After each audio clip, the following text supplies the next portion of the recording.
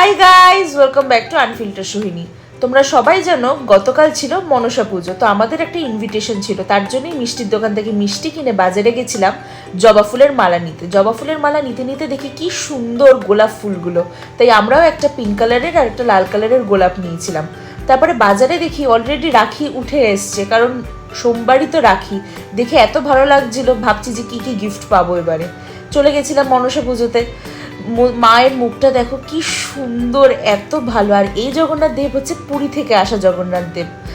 আর এইখানে এত ঠাকুর ছিল কি বলবো, টুক করে তোমাদেরকে দেখিয়ে দিলাম। এই দেখো প্রসাদ দিয়েছিল, তারপরে আরতি হচ্ছিল, একটু আরতিটা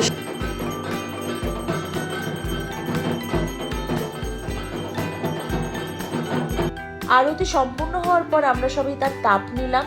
তারপরে প্রসাদে ছিল খিচুড়ি, লাবড়া, চাটনি আর পায়েস। আজকের ব্লগটা এইটুকুই, টাটা।